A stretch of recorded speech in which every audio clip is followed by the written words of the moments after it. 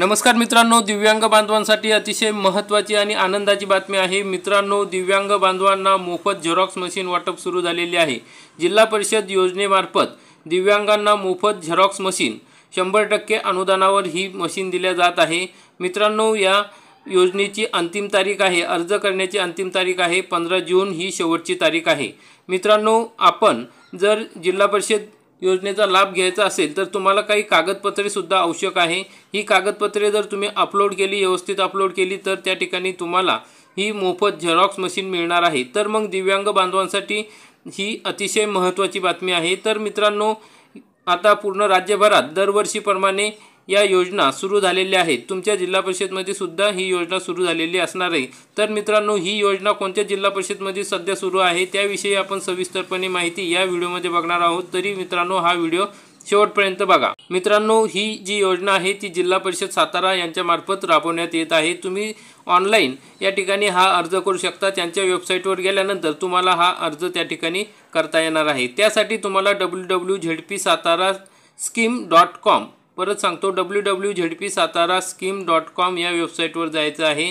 या वेबसाईटवर गेल्यानंतर तुम्हाला अशा पद्धतीने समाज कल्याण विभागात जायचं आहे। तुम्हाला या ठिकाणी समाज कल्याण विभागात गेल्यानंतर समाज कल्याण विभागामार्फत ज्या काही योजना राबवल्या जात आहेत त्या ठिकाणी दिसणार आहे। मित्रांनो, या ठिकाणी बघा, दिव्यांग लाभार्थ्यांना झेरॉक्स मशीन पुरवणे अशा पद्धतीचे तुम्हाला अर्ज दिसणार आहे, योजना दिसणार आहे।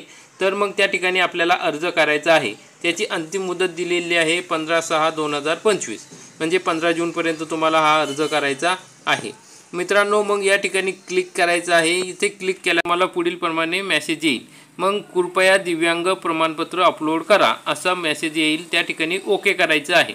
ओके केलं, त्याच्या खाली बघा, जिल्हा परिषद सातारा समाज कल्याण विभाग दिव्यांग लाभार्थ्यांना झेरॉक्स मशीन पुरवणे, म्हणजे हा अर्ज आपण झेरॉक्स मशीनसाठी करत आहे।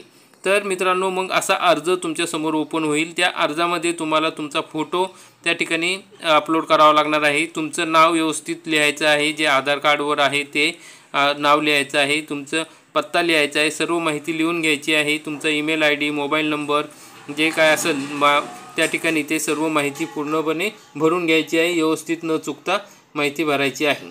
ही योजना मिळवायची असेल तर खालील कागदपत्रे तुमच्याकडे असणे गरजेचे आहे आणि ही कागदपत्रे अपलोड करताना 2 MB पेक्षा जास्त नसावी। अर्जदाराचा फोटो, सर्वप्रथम अर्जदाराचा फोटो अपलोड करायचा आहे। त्याच्यानंतर मित्रांनो, खाली आहे बघा, बँक पासबुक अपलोड करायचं आहे। नंतर जात प्रमाणपत्र अपलोड करायचं आहे। तुमच्याकडे जात प्रमाणपत्र असेल तर तुम्ही त्या ठिकाणी जात प्रमाणपत्र अपलोड करा।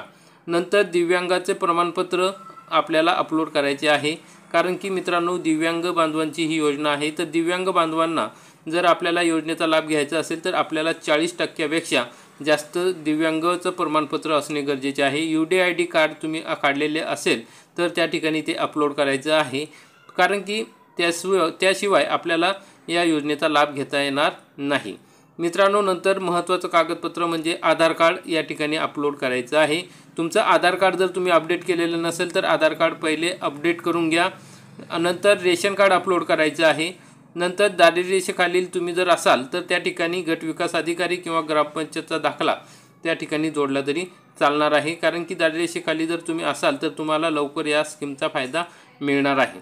तसेच मित्रांनो, जर आपल्याला या योजनेचा लाभ घ्यायचा असेल तर आपण DBT अकाउंट असणे गरजेचे आहे, म्हणजे आपले आधार कार्ड हे बँकेसोबत तसेच मोबाईलसोबत लिंक असणे गरजेचे आहे। त्यामुळे तुम्हाला या योजनेचे जे काही पैसे आहे ते लगेच तुमच्या अकाउंटवर जमा होतील। तर मित्रांनो, अशा पद्धतीने ही महत्त्वाची योजना आहे। आपण सर्व कागदपत्रे व्यवस्थित अपलोड करायची आहे आणि या ठिकाणी या योजनेचा लाभ घ्यायचा आहे। आणखी भरपूर योजना आहेत, त्या ठिकाणी तुम्ही याचा लाभ घेऊ शकता। तर मित्रांनो, अशाच प्रकारे पूर्ण राज्यभरात जिल्हा परिषदेमार्फत त्यांच्या शेष फंडातून आता दिव्यांग बांधवांसाठी, निराधारांसाठी तसेच इतर वंचित घटकांसाठी या योजना सुरू आहे। तुमच्याही जिल्हा परिषदमध्ये या योजना सुरू असणार आहे। तुम्ही ऑनलाईन चेक करू शकता किंवा जिल्हा परिषदमध्ये जाऊन चौकशी करू शकता। जर या अशा योजना चालू असतील तर त्या ठिकाणी तुम्ही अर्ज करून द्या। ऑनलाईन अर्ज भरा किंवा त्या ठिकाणी ऑफलाईन अर्ज भरायचा असेल तर ऑफलाईन अर्ज भरू शकता। तर लवकरात लवकर आपण चौकशी करून अशा प्रकारचे अर्ज भरण्यास सुरुवात करा, म्हणजे तुम्हाला जे काही साहित्य शासनामार्फत मिळते, ज्या काही योजना शासनामार्फत राबवल्या जातात त्या तुम्हाला मिळतील। तर मित्रांनो, अशा प्रकारची महत्त्वाची अपडेट होती. व्हिडिओ आवडला असेल तर व्हिडिओला लाईक करा, चॅनलला सबस्क्राईब करा, बेल आयकॉनला क्लिक करा. धन्यवाद. भेटूया पुढील अशाच महत्त्वपूर्ण योजनेविषयी माहिती घेऊन. तोपर्यंत जय हिंद, जय महाराष्ट्र.